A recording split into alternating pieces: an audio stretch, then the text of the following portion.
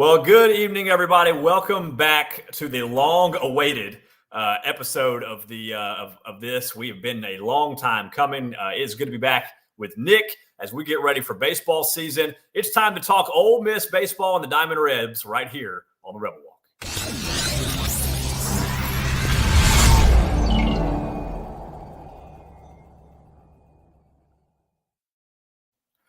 Well, Nick, first of all, it has been way too long. I'm pretty sure the last time we did a show, as much as I hate to admit it, I think the last time we did a show was when Ole Miss beat Tulane in football this past season. So, yep. Which is, unfortunately, we just, life happens, things get busy, work happens, injuries happen to us as well as the football team. So, things happen, they come up, but we were not as consistent as we would like to be. So, first of all, we apologize for that, myself mostly. Because I was responsible for a lot of that, dealing with some injuries and some work-related things and all of that nature. But we are going to be back with you all baseball season long, as it is that time. Football season's over. The Super Bowl's over. That marks the official end of football season. And we are ready, well, if you don't count the USFL or UFL as it's called now. And we are on to baseball season. Ole Miss is just actually 2 short days, not even really 2 full days anymore, away from starting the 2024 baseball season in paradise as they are down in Honolulu, Hawaii. Nick, what would you give right now to be in Honolulu with the Ole Miss baseball team? Because I would definitely go in a heartbeat if I could. To get a nice little tropical getaway would be nice, but I don't know what I'd give. Maybe a couple $100, but that's probably about it. A nice plane ticket, but other than that, I can tell you from experience, a plane ticket to Hawaii will cost you a little more than that. But otherwise, Yes, but it must be nice, as they say, to be a college athlete and go on some of those nice little trips. But more importantly, just looking forward to some baseball. I am very much looking forward to some baseball, and I know the team is definitely ready to put last year behind them. We're going to get into that a little bit. It was certainly not the defending national championship season you would have liked to have if you're Ole Miss.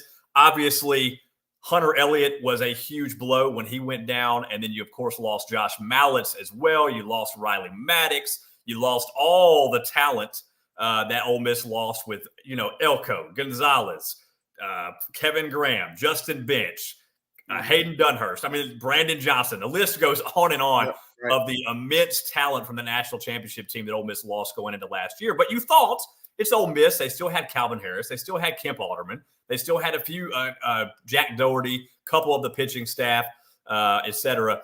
But otherwise, it was, you thought it was going to be a decent season at least with a little bit of the unknown pitching. Right.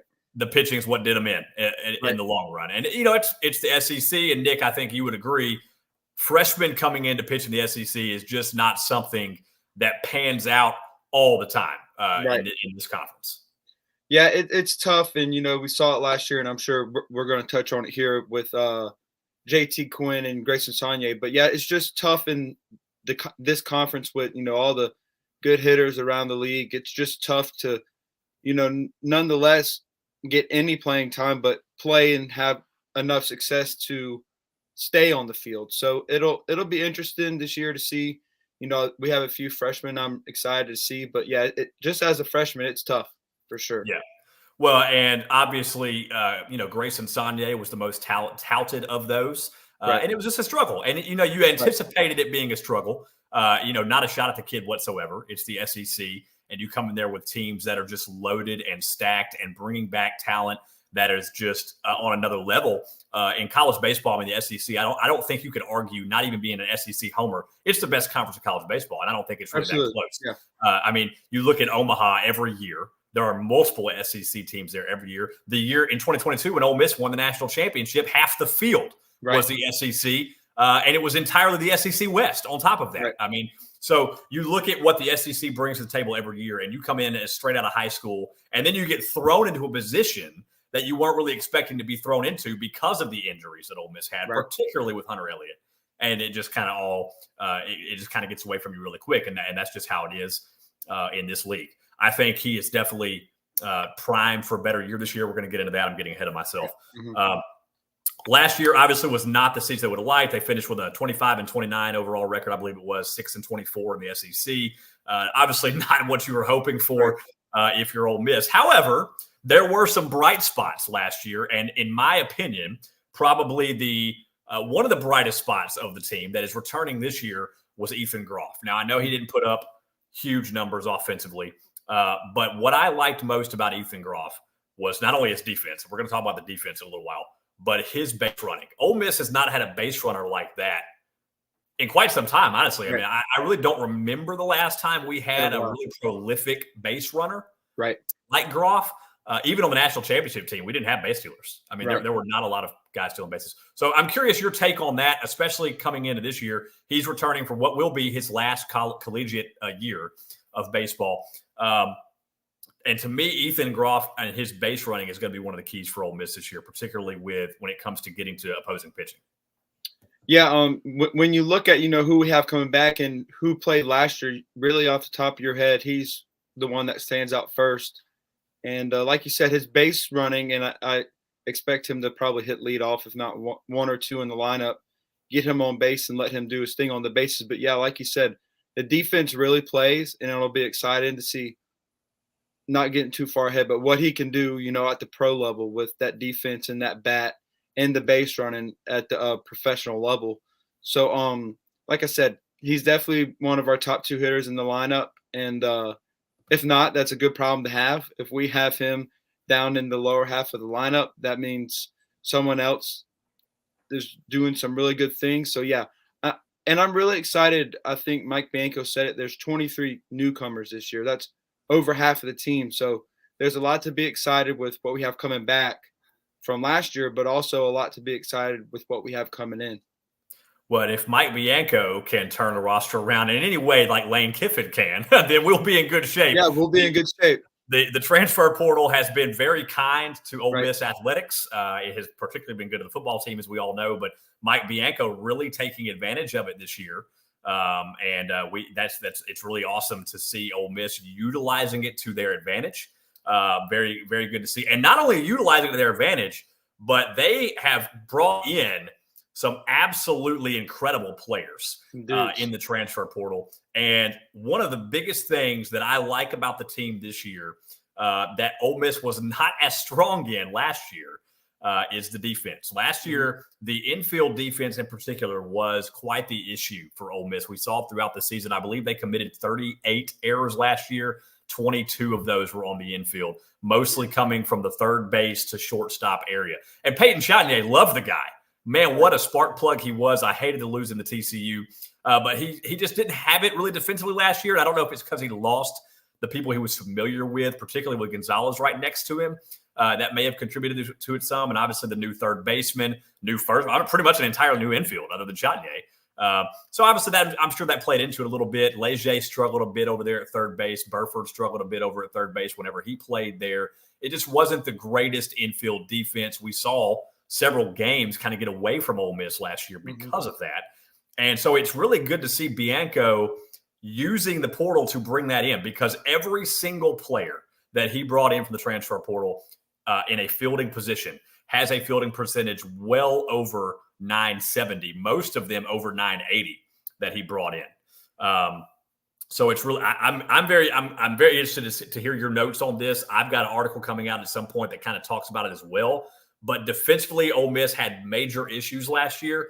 Bianco really seems to be making a point to fix that this year. Yeah, and I'm not sure if you heard it, but you're right. The defense is something he definitely went after. It seems like, and he even said, you're gonna see some guys play multiple spots, and it's good to have that that variety. You can plug and play. If they're throwing a righty, you can put more lefty bats, and you can outfield, infield, corner spots. Those normally play pretty even. Most guys that are athletic enough can play one, if not all of those. So I think you mentioned shortstop.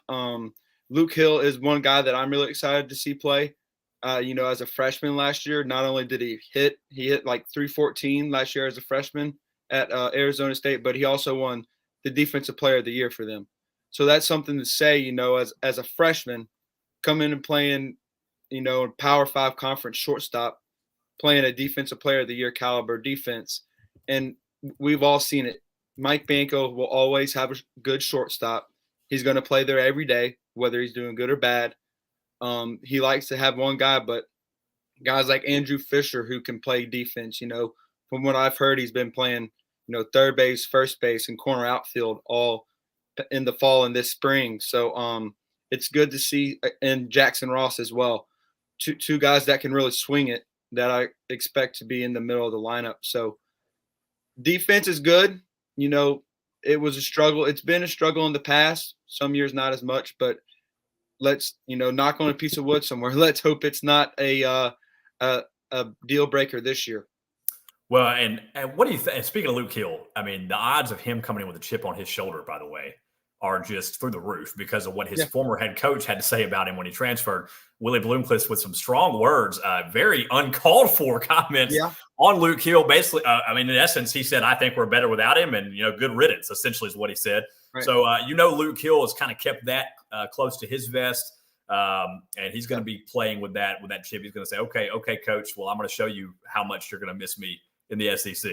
And wait until we go down to Baton Rouge this year, because he's from Baton Rouge. Yes. He's from Baton Rouge. So, I like a guy that has a little bit of moxie to him that can, have a little scrap to him and, likes to play ball every day and can come in and, maybe get in some guys' heads. I don't mind that. But, we've talked about, you and I before, there is that fine line. So let's hope he can keep that, to the right side of that line. Hopefully so. And I'll tell you I think my favorite transfer that I like coming in is Andrew Fisher from Duke. Andrew's going to be playing third base for the Rebels mostly. Obviously, there'll be a little bit of a third base by committee to start the season, per Bianco, with Leger possibly playing there some. Obviously, that's kind of Burford's natural spot when he plays as well. Right. But Fisher was brought in for a reason. He, as a freshman at Duke last year, committed one error the entire season. And that's not just in like 3 games. He played the entire season. He also was he was the only freshman, and I believe one of only 6 players in the entire country to hit 11 home runs or 10 or more home runs, I believe, as far as a freshman is concerned. I'll double check that in a few minutes. But he is going to be a spark plug for this team. He plays with a lot of moxie. He has a very good understanding of how to play the hot corner, and Ole Miss needs that desperately. You need somebody. And when you have a freshman that can play an entire year in the ACC, which is not a bad conference either. And Duke obviously was a really good team last year. They don't play a bunch of slouches over there either. To have a guy that commits 1 error for an entire season in the field as a freshman, that is going to be a huge, huge boost to this Ole Miss defense. Not only to not commit the errors, but then have the arm to get it across the infield as well, which he does. And then, of course, he has the pop with the bat as well. The guy is what you would call a true, 5-tool guy, full total package, whatever you want to call him.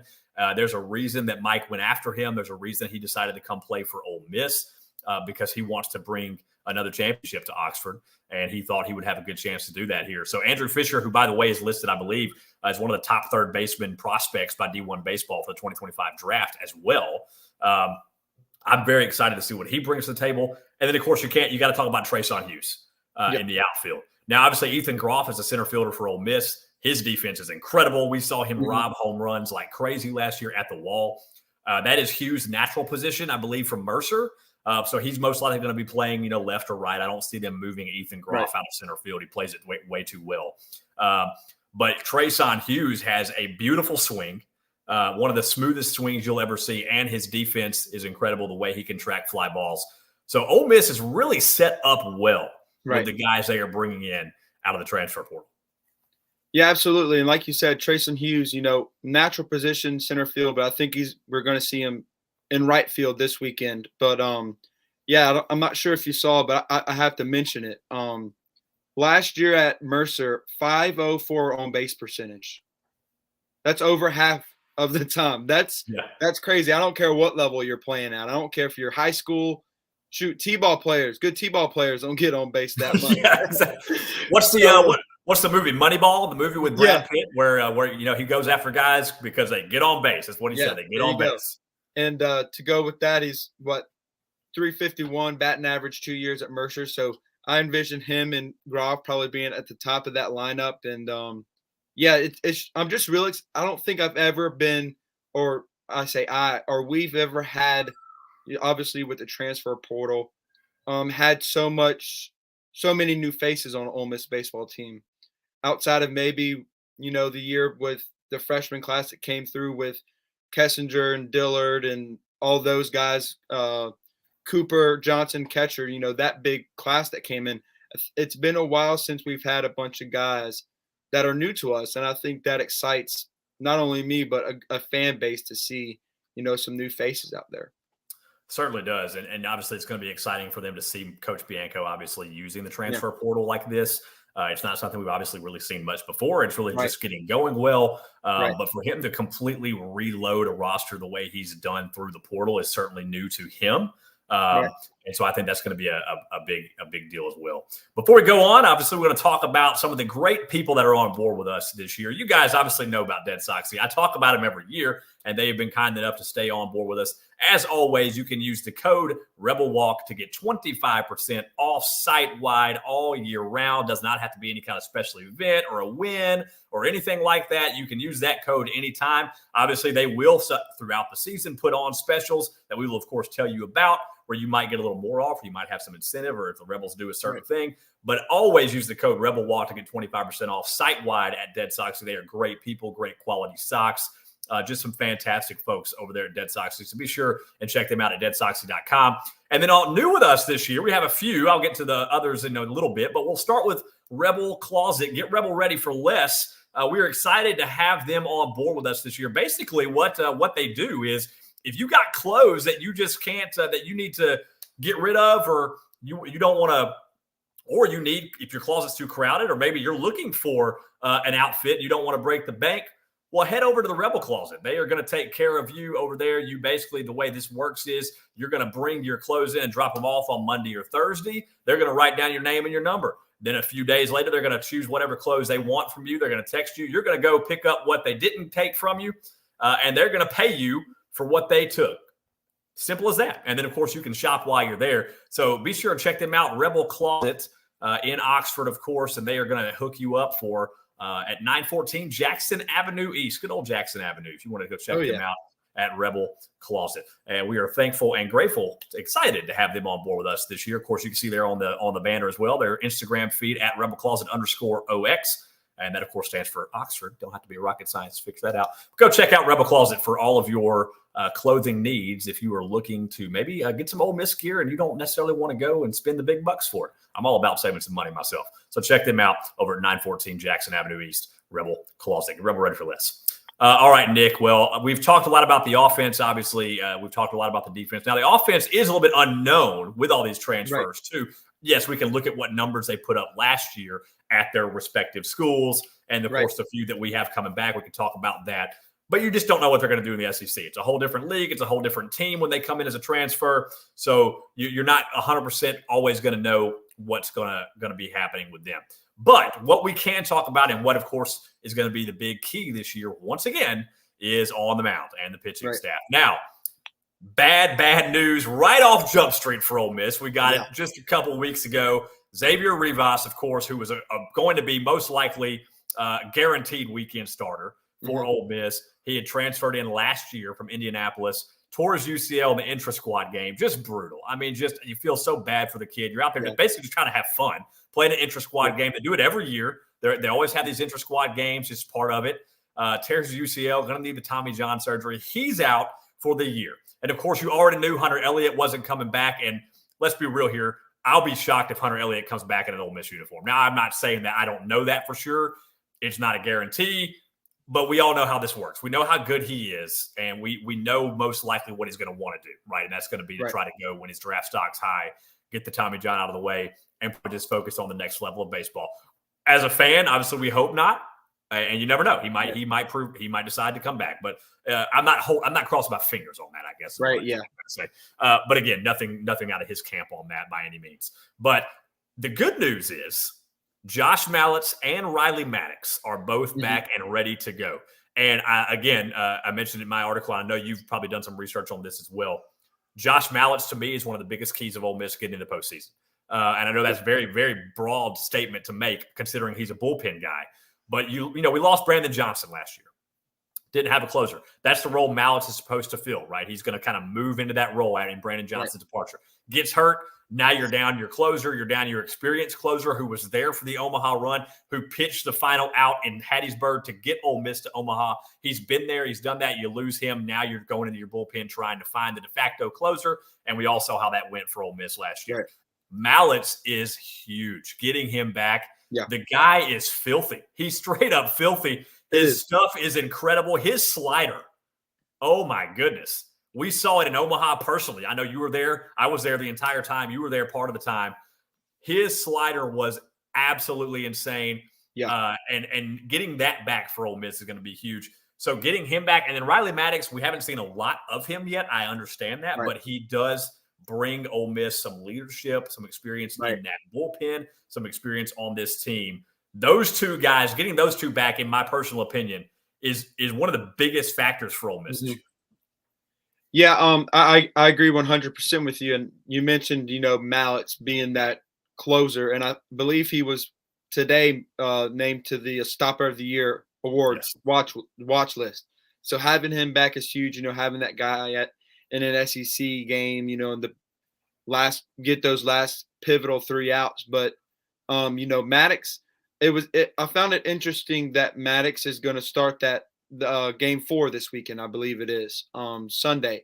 So I don't know if that's just more or less to he's going to be more or less an opener or what, but having him back, some guys that, if we can have, some good years from Mason Nichols and Mitch Morrell, that's 4 dudes in the back of the bullpen that 2 of them last year, Nichols and Morrell, when they got thrown to the wolves, whenever someone, started to come out, you could bet it was one of those 2 guys coming in, and they were eating innings most of the time. So we've got some guys back there with some experience, not as much for Nichols. Sorry, not Nichols. For Maddox, I'm sorry. I get all the M's mixed up. Mallex, Morrell. There's a lot of them. There's a lot of them. So for Maddox, so it'll be interesting. And like you said, I think as it has been the last few years, the pitching has been either the make or break for us. And if we haven't talked about it yet, but there's 2 other guys that if we can get 2 good, get that jump from them, I tell you what, this team could be really good and we could see another run, but we just got to take it weekend by weekend. Yeah, absolutely. And I mean, obviously we can't get to the bullpen without the starters. We're going to talk about the starters in just a minute because, but yes, I mean, all of those guys, all the M's in particular, which there are a lot of them, but all those guys are going to be huge for Ole Miss. And here's the thing, as the Ole Miss pitching staff goes, that's how the year's going to go. I don't think that's too bold to say because you don't have your ace in Hunter Elliott. You don't have your other, what was going to be your de facto ace this year in Xavier Rivas now. So you're down your 2 best. If you're 2 best, and I say best, and that's not taking anything away from the other guys whatsoever. But by anybody looking at this Ole Miss pitching staff would tell you, okay, yes, Hunter Elliott and Xavier Rivas were going to be the 2 guys. 2 lefties are your studs, and now they're both gone. So now you've got the rest of this squad that's got to pick it up. And let's just be real. Ole Miss's team ERA last year was almost 7, and in conference play, it was almost 8. It was just not. It was not good. I mean, the pitching staff just didn't have it last year. You were faced with a lot of injuries and a lot of freshmen. This year, most of those freshmen are sophomores, and you've got the guys that aren't sophomores and freshmen coming back from injury. So you've got this. You've got a base, a foundation to build on, but it starts with the starters. And the starters this week, you've heard of all but one of them. You're, of course, going to have JT Quinn starting the game Friday. A little bit of a surprise there, I thought, with JT getting the start on Friday. But good for him. So Quinn starting on Friday. Then there's a doubleheader on Saturday when you're going to have Grayson Saunier pitching game 2. But game 1 is going to be community college transfer Gunnar Dennis. So an interesting one there. He did some great things at Meridian Community College down a little further south in Mississippi. But I'm looking forward to see what he brings. I have not watched him pitch personally, I'll be honest with you, but I did look at his stats and they were very good. I believe his ERA last year was just 3.5. And he struck out 74, I believe it was last year. 74 and 70 innings. In 70 innings, right? Yes. So yeah, he's got great stuff for the JUCO level, and we've seen many a JUCO player come to Ole Miss Hayden Leatherwood, Ben Van Cleve, just to name a couple that were super Right. popular and were great parts of the Ole Miss championship team as well, Right. just to name a couple of them. And then Sunday, of course, you're going to have oh, wow. I just had a complete brain freeze on who's Riley starting. Maddox. Riley Maddox. We The just guy's talked name about I it. It was forgot. one of the Oh, M's. the The M Yeah. got me.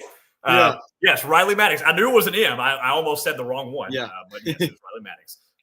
And I think that's huge. I think that right there is huge, not only for Ole Miss to have him starting, but for him in general, like to come back and be able to start on the first Sunday of the year. That's going to be huge for him. I think it's a great time to do it. You're going down to Hawaii. You'll be having some fun in paradise. And Hawaii is not a prolific offensive team. We'll get to them in just a few minutes. So you've got the real opportunity here for JT Quinn, whose ERA was through the roof last year, just didn't have a great year. Again, one of those young pitchers that was new to the SEC and just didn't have a lot of experience. Going to happen. And then you've got Grayson Saunier, again, who was a starter last year. Flashes of greatness, but just really couldn't get through that fourth inning or so last year. Great opportunity for him to start up strong. Get a look at, of course, the transfer and Dennis, and then you get Riley Maddox back from injury right off the bat. I'm sure he will be on an innings count, will be my guess. I'm sure he'll be on a pitch limit. I don't foresee him going more than maybe 3 or 4 innings at the most, depending on how it goes. And that's just going to be because they're trying to protect him. You don't want to mess around and get him hurt right off the bat. I think this is a great opportunity for these guys and give them a confidence boost, but also for Ole Miss to kind of see what they've got with this pitching staff. And then, of course, you can't talk about the pitching staff without talking about Liam Doyle. This kid right here, I believe he was ranked number 21 by D1 Baseball. He was up there. Last year coming in, this kid brings some heat. He brings some fire. He brings some attitude. And he is, of course, he was in the top transfer list by D1 Baseball as well. Ole Miss got several of those. You might have noticed this year. I'm very excited to see what he brings to the table. Yeah, I'm excited to see him as well. It's nice to see that Mike Bianco can get all these guys out of high school. It'll be interesting to see early on how much he gets playing time. But yeah, I'm like you. I'm very excited to see some of the newer freshmen.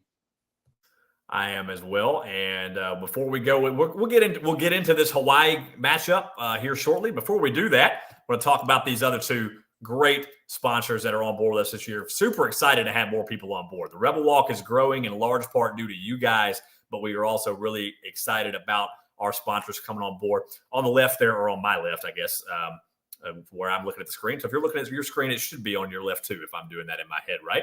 Phoenix Embroidery Company, custom embroidery and screen painting, owned by John Eakes. John's been working in the apparel industry for a long time, for over 20 years. And he's been doing this for a long time. He brings a really professional attitude to your embroidery and screen printing needs. The guy is going to take his time. He is going to be meticulous about making sure that everything he does to you is perfect. He says that if anyone comes to him for anything, he's going to come up with 3 ways to solve it, and he strives for perfection, and he's going to keep tweaking the details until it runs as good as it possibly can. And he will tell you that customers will see how much he respects their brand in his work. His strives for perfection. So if you need any embroidery done, any screen printing done, give John a call over at Phoenix Embroidery Company. Check them out. www.phoenixembroideryco.com. phoenixembroideryco.com. Give them a shout if you need any embroidery done. And then, of course, we have a nice the Brown Insurance Agency coming on board this year as well down there in Oxford. And, of course, you see their website there on your screen, browninsurance.biz. They do everything for you. They're going to do home, auto, business, life, health insurance, anything you need. You can get in contact with them to help you out. They are committed to providing you with the highest quality insurance service and the lowest rates available in your area. They've been around for a long time. They're located on 1328 North Lamar Boulevard, so real local as well. Lamar Boulevard is known to every Ole Miss fan. If you don't know where Lamar Boulevard is, well, then you've never been to Oxford. So Lamar Boulevard, great. Check them out. They're right there. They're local. You can give them a call, 662-234-2941. And, of course, Brown Insurance Company, hugh.brown@browninsurance.biz. Give them a call. Trusted name throughout the community and experienced insurance professional, Brown Insurance Agency. Thank you so much for being on board with us this year. We're super excited about both Phoenix and Brown being on board with us this year here at the Rebel Walk. All right. On that note, Ole Miss is in paradise this weekend. They are taking on a Hawaii team that last year, last year, the difference in Ole Miss and Hawaii was quite prolific, honestly. Hawaii went 29-20. They went 18-12 in their conference, which is a Big West in baseball, not the same as their other sports. But I believe football, they're the Mountain West, baseball, they're the Big West. So interesting there, just kind of how it works out with them in those athletics. Obviously, when you're in Hawaii, things are a little bit different to work for. But they went 18-12 in the conference, but they ended the season on a winning streak, 3 straight over UC Santa Barbara, who is no slouch of a baseball team. They are ranked, I believe, coming into this season, they are ranked either number 17 or number 19, I believe, by D1 Baseball. They are a really good program. They were a threat for Omaha last year, if I remember correctly, and they apparently will be a threat again this year based on the early projections for them. So a 3-game winning streak against that team to end the year last year. Now, offensively, they were not prolific. They only hit 36 home runs last year. They're not a home run hitting team, and they lost the one guy that hit the most. Their leader hit 10 home runs, and he was a redshirt senior. He's gone this year. It's their pitching staff that you have to watch out for. They are a force to be reckoned with. Have you had the opportunity to look at their pitching staff because they are insane. And we'll go over that in just a minute. But Hawaii is a team that a lot of Ole Miss fans are going to overlook. You're not going to think about this team very much. You're just going to wish you were there watching them. I know I am. But their weekend rotation is going to start with potentially on their Sunday guy is going to be Alex Giroux. Now, Alex Giroux last year was a 2.94 ERA, 1.08 whip, 22 appearances, 6 starts. The guy was insanely good, and he is the only righty in their list of starters. They are going to have 2 lefties as their Friday and Saturday starter, both of whom are going to be very good. And I'll get to them here in just a moment because I want to really – I don't want Ole Miss fans to overlook this group because Hawaii is a team that is going to bring a pitching staff they're bringing back 6 of their 7 best arms from last year. And anytime you bring back an experienced pitching staff, that's going to be a force to be reckoned with. I do know that they do have a good pitching staff. Haven't gotten the time to look at the details, specifics, but you said, last year that bringing it back a lot of guys from last year, and they held a Tulane team last year, swept them in Honolulu and held them to 3 runs all weekend. And that kind of just goes to show you what kind of team they are. Tulane's no slouch either. And I can promise you that Mike Bianco's not going to Honolulu to just play a slouch. They're going there. They're going to play a good team, and they're going to get some good games in. And I think playing 4 games is also going to benefit them as well. Well, and you look at who the coach for Hawaii is. On top of that, it's Rich Hill. And Rich Hill has a track record of success everywhere he goes. He's led Hawaii to their two of their best seasons in conference record, 19-11 his first year, 18-12 his second year. So he is not a guy that is looking to come into Hawaii and lose to SEC teams. Right.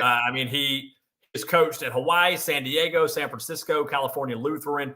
And we've seen what he's done everywhere he goes. He brings the teams up. And Hawaii hired him to do that for them, and he's already done it in 2 consecutive seasons there with their conference records there in the Big West. So I can assure you, is going to have his team ready to go to play an SEC foe, regardless of how Ole Miss's season went last year. They are not going to be taking the Rebels lightly by any means, or that offense that comes in, because the offense was obviously on another level than Hawaii's last year, but it was also a different level of competition. Right. Yeah, I agree. And like I said, that, Hawaii is, while they might not be that, it's more that kind of West Coast style of ball that they play, little small ball, and they're gonna really pitch it well, and limit the teams, keep people off base, and and if they get on base, they're gonna strand them. So I think it'll be a really good test. I think Ole Miss fans don't need to overlook this Hawaii team, because they're gonna play some good ball against us, and they're gonna come play their best, like you said, for us being an SEC team coming to their place. Well, that small ball is going to be, again, that's where the defense comes into play. Ole Miss's defense is going to have to be ready for bunch. You're going to have to be ready for ground balls. Have to be ready for singles and doubles. Be ready, and you're going to have to be ready for all of this kind of fundamental baseball Right. that you're not necessarily used to. When you play in the SEC, you're used to everybody going swinging for the fences. And you're used to your Tommy Tanks down at LSU and your guys like that who are just trying to crank bombs. Like the kid at the Little League World Series a few years ago, I just hit dingers. That's what you're trying to do in the SEC. Not so much in Hawaii. These guys are looking to play that more fundamental style of Rich Hill baseball. And while it might not seem exciting, you have to be ready for it because it will win you a lot of games. And that pitching staff, again, we'll mention it now. Ole Miss fans might be familiar with the potential Friday night guy. His name is Randy Abshire. You may remember him. He played at Arizona before he transferred to Hawaii, and Ole Miss has some fond and not so fond memories of Arizona baseball. But Abshire last year with Hawaii was 6-3 overall, but 5-0 at home. His ERA was just 4.29. But the more incredible stat for him, to go with 69 strikeouts and 15 starts, he held his opponents to a 235 batting average in those 15 starts. That is just incredible, not to mention the undefeated record at home. Their Saturday guy is most likely going to be Harrison Bodendorf, who was 5-2 last year. He's a lefty. Abshire's a lefty as well. Bodendorf also a lefty, 5-2 last year. His ERA was just 3.45, 66 strikeouts, and the opponents batted just 239 against him. So 235 with Abshire, 239 with Bodendorf. That is two guys that are holding their opponents to under 240 on the mound, which is just incredible. And then the Sunday guy, I already mentioned him, but Alex Giroux was 4-2 last year, 2.83 ERA with 52 strikeouts. The ERAs for those guys incredible. The strikeout numbers are incredible. The batting average against them these guys are not coming in to let Ole Miss just hit bombs off them and score a lot of runs. This is going to be a tough weekend for Ole Miss. Yeah, I agree. And there must be something going on with the elevation down there in Honolulu because they're not flying out of that park. So, like I said, I'll say it again. I'm just excited for baseball season. It seems like it's kind of crept up on it this year. It seems like it's normally a little later than this, but I'm pumped for it, and I hope the rest of Rebel Nation is as well. I am definitely pumped for it. I am not so much pumped about the first pitch time on Friday night, but it will be okay. Here locally, that will be 10:35 p.m. Yeah. So if you are looking to stay up late and catch the only game that will be streamed in Hawaii, it's going to be Friday night, 10:35 p.m. It's listed as Spectrum Sports. I will be completely honest with you. I don't know a thing about Spectrum Sports. It is also listed on Ole Miss's athletic website as ESPN Plus. So you can get it there. Because I will be honest with you, I'm not familiar with Spectrum Sports. I'm going to try to look into it a little bit, but otherwise I'm going to maybe just try to use the ESPN Plus to watch it myself if I'm up to watch it. 10:35 p.m. first pitch on that one. But then Saturday is a doubleheader. 5:05 p.m. locally will be game one, 8:35 p.m. for game two here in Oxford. And then Sunday's game will be 5:05 p.m. as well. So Friday, the only brutal one. I'm not sure exactly what's going on with that to compare to the other ones, but especially when they're playing two on Saturday, it seems a little weird that late. But again, that's not late there. The time difference is significant in Hawaii compared to here. I believe it's 5 hours of time difference, if I remember right from when I was there. So a very significant time difference for Hawaii compared to Oxford, Mississippi. But so hopefully the jet lag will wear off. Ole Miss got there bright and early. I believe it was yesterday morning, maybe this morning. Today they left bright and early, I should say. They left Oxford bright and early. Very, very bright and early. Of course, you lose time when you're going down there, or you gain time, I guess, when you're going down there. So they should be okay. I know when I was there, the jet lag wasn't terrible. I was expecting it to be worse, and those guys are in a lot better shape than I am. So they should be okay playing down there in Hawaii. But again, game one, Friday night, 10:35 on either Spectrum Sports or ESPN Plus. The other games will not be streamed in any way that I'm aware of, and I don't believe. I'm assuming you might still be able to hear it on the radio with DK. It says here there's an option to listen, so I'm not sure if David Kellum will be down there, or if you have to listen to the Hawaii stream, but it does look like that's ESPN radio for Hawaii as well for the athletics. You can get all that, of course. And if you want to know what exactly they have, you can go to hawaiiathletics.com, check out their baseball schedule. It will tell you kind of what their stations are. And give you, and if anything, they have live stats option. You can kind of keep up with the game that way. I'm certainly hoping to be able to listen to DK call the weekend games and possibly the Friday game as well. I have not seen from him yet. I actually need to check He normally posts on his Twitter when he's going down there. So I'm not sure if he's going to be down there with them or not. But it is the middle of basketball season. He was at Rupp Arena last night with Ole Miss losing to Kentucky. So I know he's not in Hawaii yet unless he got there right after he left Rupp Arena, which is highly doubtful. So it may not be he may not be down there with the team this time. It may just be a Hawaii deal. And that's perfectly fine. We'll figure it out one or the other. Either way, you can count on the Rebel Walk for your coverage one way or the other. We will be keeping up with it for you, particularly on Friday night. We'll have all that for you. Somebody will, because it's going to be a late night, and we don't expect everybody to want to stay up for 4 or 5 hours into the wee hours of the morning here to watch that game. But I'm excited about it. Predictions for the season real quick.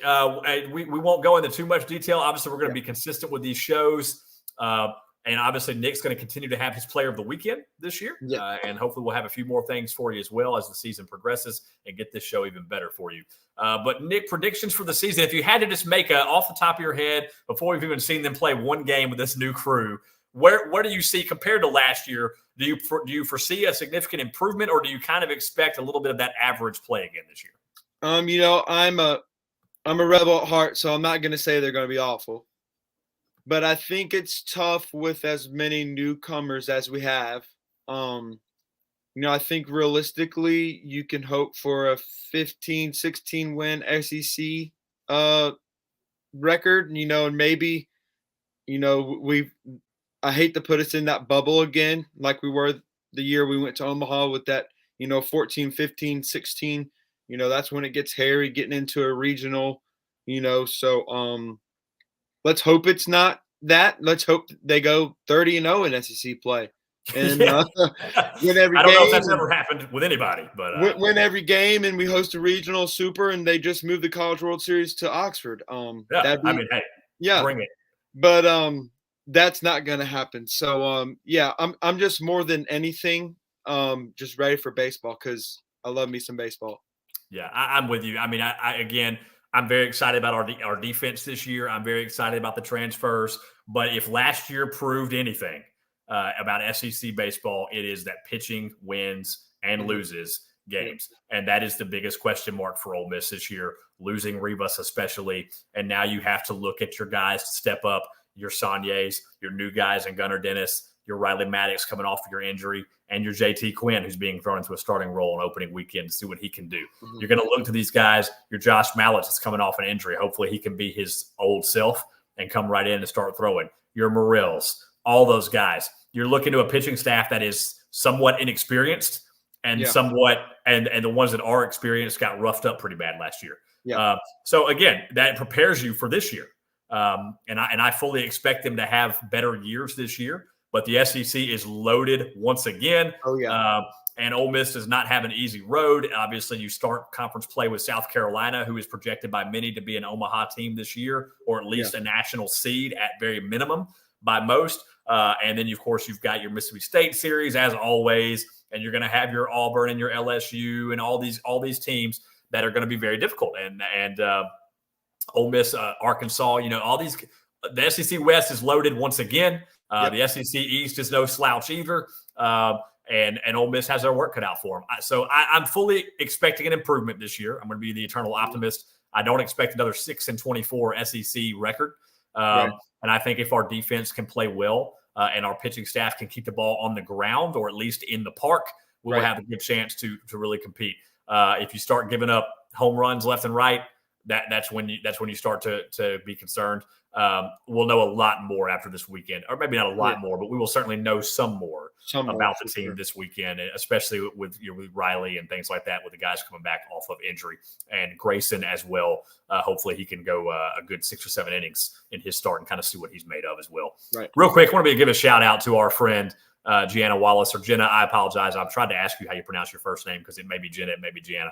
Great supporter of the Rebel Walk. She commented on here. She's glad we're back, and so is baseball. Hey, I'm glad we're back too, and I'm glad baseball season's back. Appreciate the comment as well. I am working on recovering, because I just enjoy getting injured apparently. So I just am working on recovering from the black ice got me that we had up here. It took me out for a little bit, and just had some fun with that, and just a little fall on the black ice, but that's okay. It could happen to anybody. It happened to me this time. So working on recovering from that, but I'll be good. Nick, man, so good to be back with you. Absolutely. Doing baseball. I'm glad baseball season's back. We're going to be consistent. We're going to do this. We're going to do these shows like we were doing. We will make it happen. I can promise you guys that. We are not going to do anything remotely like we did with football, where we just didn't have the time and a lot of things came up. So we definitely plan on being here with you guys throughout the entire season and continually having great shows for you. And maybe we'll have a guest from time to time. Hopefully we can get that worked out as well. Yeah. Would love to get Ben McDonald back on too. That was awesome. We had him on Omaha when we were there. It'd be great to get him back on as well. But we'll get to that a little bit later in the season. For now, thank you guys so much for tuning in one more time for us. And we look forward to talking to you more after the Hawaii series and bringing you up to speed on what comes next for Ole Miss when they come back stateside. In the meantime, Nick, he is at Nick Filipich 11 on Twitter. Mm-hmm. Find him there. Follow him there. You can find me, of course, at Austin on Air 1021. And, of course, follow at The Rebel Walk. Keep up and therebelwalk.com for all of your articles, all your continuing coverage. Man, we have a great team at the Rebel Walk. Super excited about that and super excited to bring you guys the content. Evie does a phenomenal job running the Rebel Walk, and we could not do anything that we do without her. So shout out to you, Evie, as we get started with baseball season. Looking forward to doing this more. Nick, man, have a great evening. Good to talk to you, man. And we will talk to you guys following the Hawaii series at some point.